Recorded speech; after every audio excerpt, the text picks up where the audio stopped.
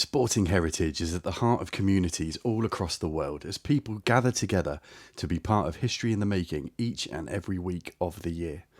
Stadiums and other sporting venues are places of experience where themes of competition, empowerment, community and well-being thrive and where memories have been created for generations.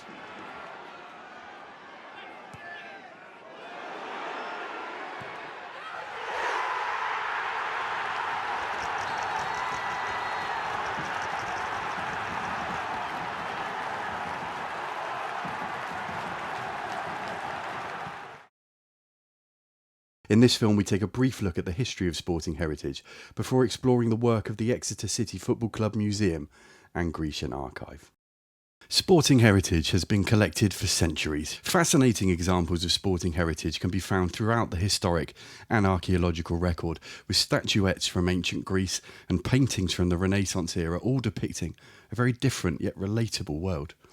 The value of these items is myriad, and while they each provide a window into our sporting past, they also reveal much about the context in which these activities took place. Sir John Lavery's jockey's dressing room at Ascot, as an example, shows a bustling changing room representing the jockeys being weighed in, a man polishing boots, and another sewing. Works such as this act both as artworks and documents of their times and are crucial in helping us to trace the history of a sport, but also to understand the work of its labourers and behaviour of its fans throughout the ages. With the advent of photographic technology in the mid-1800s, Edward Muybridge famously used photography to study movement, including football, running, wrestling and horse riding, among other sporting activities. In all, sporting heritage encompasses a wide range of artefacts, documents, records and ephemera, and the growing popularity of sporting heritage has led, over time, to the foundation of numerous museums dedicated to sporting heritage. Over time, these museums have excelled in different fields, including interpretation, collection management, education and technology, whilst the many uses of sporting heritage have been applied to educate, entertain and embolden communities across the globe. Like all sporting organisations across the globe, Exeter City Football Club has its own unique history worthy of sharing and celebration. Formed as St Sidwell's United in 1901, the club later changed its name in 1904 and having turned professional in 1908, it has remained so through the modern era. A change to red and white stripes in 1910 established a key part of the club's visual identity, while a trip to South America in 1914 became the stuff of legend as the Grecians became the first opponents of the 5 times World Cup winners, Brazil. Cup glory has been limited, but runs to the FA Cup quarter-finals in 1931 and 1981 left lasting memories, whilst the Division 3 South Cup win in 1934 and the Division 4 title in 1990 represent 2 of the most successful moments in the club's history. However, at Exeter City is not just the traditional narratives of on-pitch success that are documented and celebrated. In 2003, off-field troubles were mirrored on the pitch as the club dropped out of the English Football League for the first time since 1920. Amidst this period of turmoil, the Supporters Trust stepped in to take control, and since then the club have been majority owned by its fans as the Grecians returned to the Football League and developed an academy that is much admired throughout the game. There is Watkins again. That's a nice bit of skill. It's away from 2 Plymouth Argyle defenders. And now pulls the trigger! Oh, what a goal! In the Devon derby, Ollie Watkins.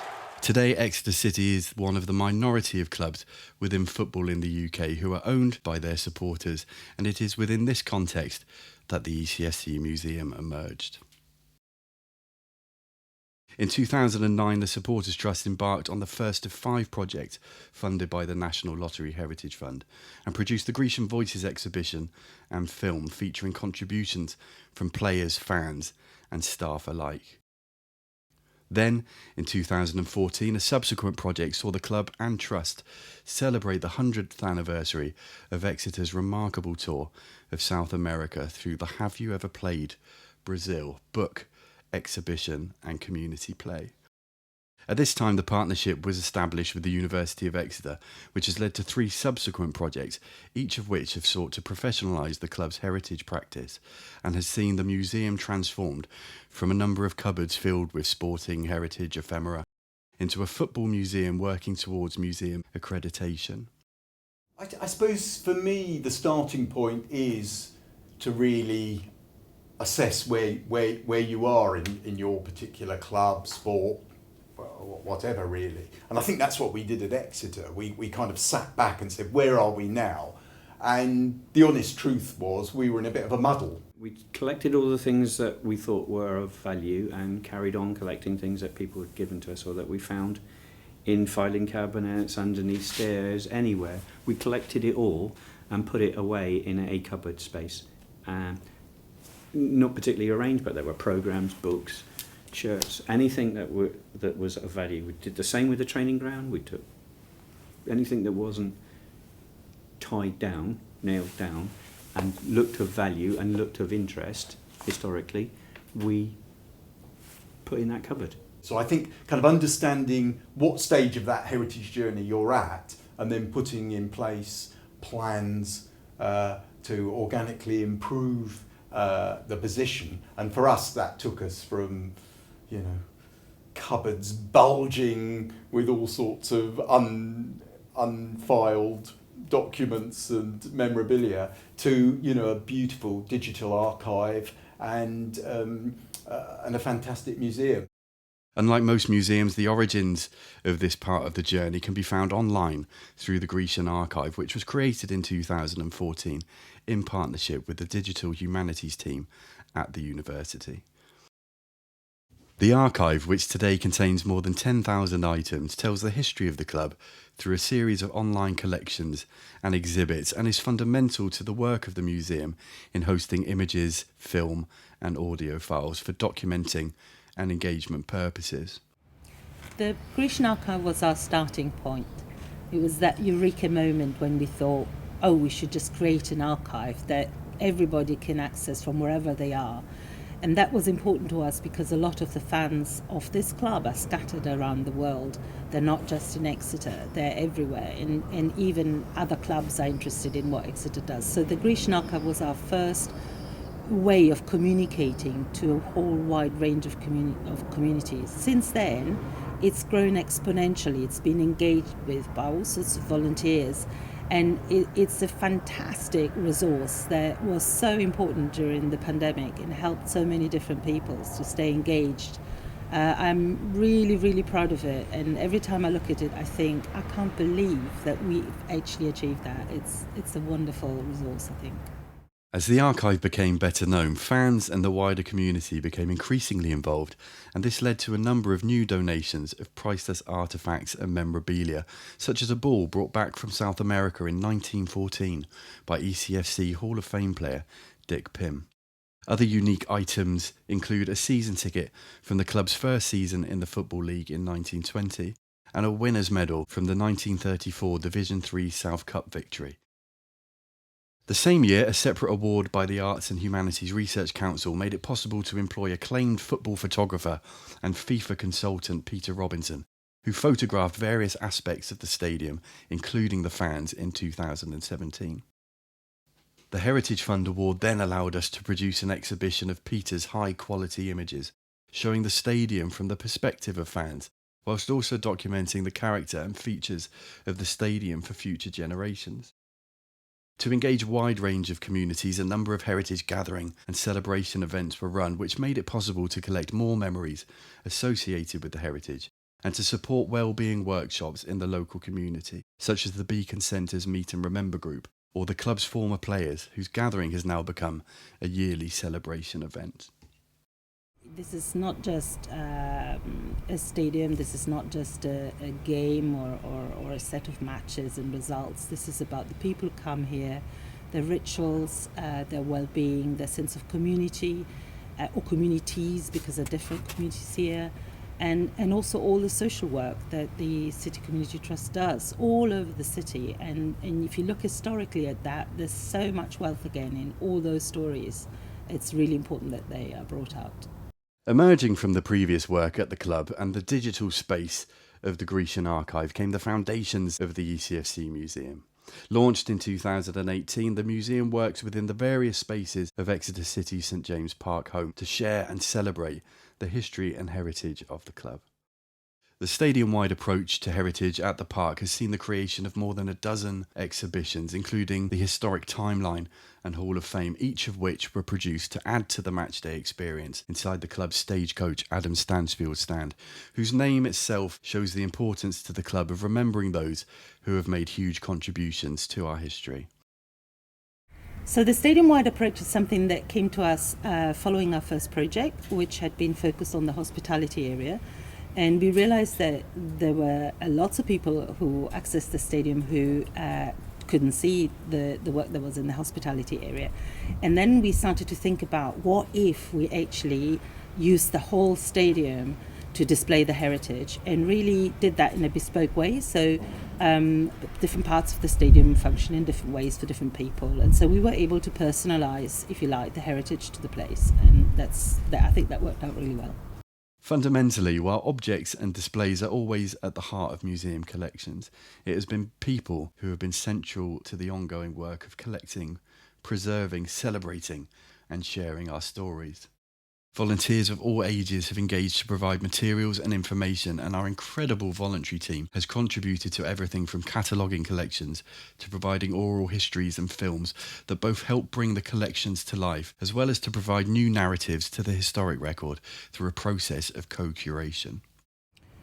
Co-curation is something that Will and I came up with in the very early stages of this project, in the sense that we felt we should work with communities, and we were working with communities. But we didn't just want to consult communities or hear what they said. We actually wanted to work with them all the way through. And that was something we then started to call co-curation, where communities suggested things we should focus on, suggested strategies we should work with, offered materials to us through the heritage gathering events, participated and contributed in the gathering of the intangible heritage in the stories, and then participated in the final celebration. So ultimately, again, this is a football stadium, and it's really important that the people who come here identify with the stories that are being told in the stadium. Partnerships have also been crucial to all of this. Throughout, the museum and archive team have received support from not only the University of Exeter, the Supporters Trust and the club itself, but also other organisations such as the club's official charity partner, the City Community Trust, the Special Collections Department at the University of Exeter, the South West Heritage Trust and the Devon Museums Group. Ultimately, the museum, now registered as a charity, would not exist if it was not for the work of a dedicated pool of volunteers. These have included fans, former players, trustees, directors, staff and students coming from all kinds of backgrounds. By collaborating with people and by working with a wide range of communities in the southwest of the UK and further afield, the team has been able to draw together a framework that intends to help other sporting heritage organisations to document, preserve, exhibit and celebrate their past.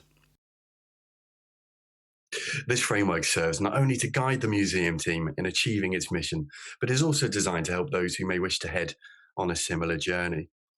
Created to help individuals or groups with an interest in sporting heritage to gain better clarity about current collection, documentation and digitisation practices. The framework also serves to provide an insight into best practice in a number of key areas, such as preservation and interpretation, how best to collect tangible and intangible heritage, how to establish a strong relationship with donors and collectors, and how to co-curate the heritage with communities and volunteers. Additionally, the framework seeks to help those interested in documenting, preserving, exhibiting, and sharing sporting heritage and gaining an awareness of what is involved in working towards achieving high standards in an easy-to-follow fashion. In short, the framework is broken down into 8 key activities, each of which are paired into 4 roughly chronological sections that include collecting and cataloguing, digitising and recording, sharing and curating, displaying, and inspiring. At ECFC, this methodology has allowed us to develop an audience-centred approach to heritage that not only uncovers previously unseen materials from the historic record, but also allows for them to become an active phenomena in a programme of work that utilises the knowledge and skills of our community in bringing the past back to life and to leave a richer legacy for future supporters of our club.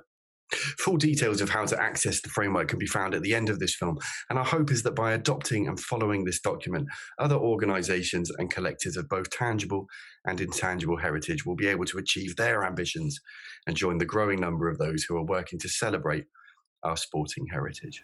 I think one of the really exciting things that I've noticed in the last few years as we've started to grow the Exeter City Heritage Project is that same thing is happening around the country, and indeed around the world.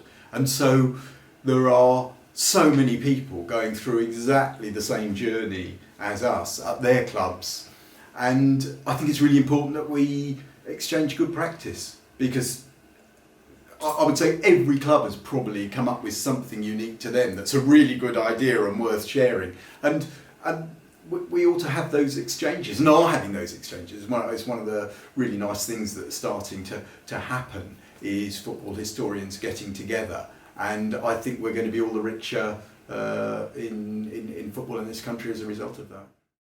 To learn more about how to preserve, exhibit and celebrate sporting heritage, please visit the Celebrating Our Heritage exhibit on the Grecian Archive. Copies of the paper may also be requested by contacting us via museum@ecfc.co.uk.